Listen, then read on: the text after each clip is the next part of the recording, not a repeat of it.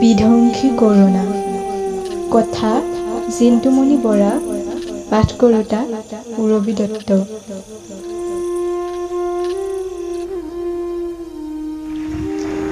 ভাবিছিলোঁ তোৰ অন্তৰত বিয়পি নপৰক দুৰ্ভোগ যন্ত্ৰণা। কিন্তু আহি বৰদলনি দিলেহি জাননী। তয়ো সসাৱধান, নহ'লে যে জীৱনৰ সুখ অনুভূতি জীৱন গঢ়াৰ সপোন হৈয়ে থাকিব। ই যে নুবুজে প্ৰেমৰ মায়া, ই যে নুবুজে হিয়াৰ বিননি। ই যে নাজানে কোন পৰ কোন আপোন। মাথো অকণমান সুৰুঙা বিচাৰি এফালৰ পৰা সোমাই যাবলৈহে বিচাৰে।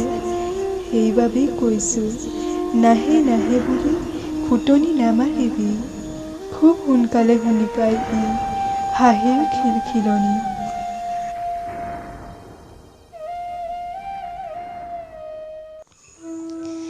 ঘৰৰ মানুহ আহিব ঘৰলৈ উভতি, আপোনজনৰ পৰা আঁতৰত থাকি নোৱাৰে চাবলৈ কৰুণ কাহিনী।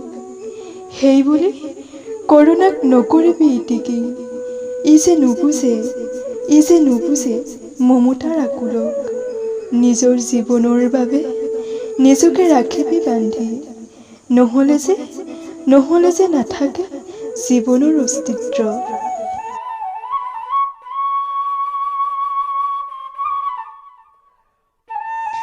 এখন দুখনকৈ সমগ্ৰ অসম আগুৰি ল'লে। এতিয়া আৰু বাহিৰৰ বতাহজাকৰ মাজত নিজকে হেৰুৱাই নেপেলাবি। বুজনি দিবি আপোনজনক, শিকাই দিবি কৰোণাই নামানে কোন আপোন কোন পৰ। জানে মাথো ধ্বংসৰ কিৰিলি, ধ্বংসৰ কেৱল ধ্বংসৰ।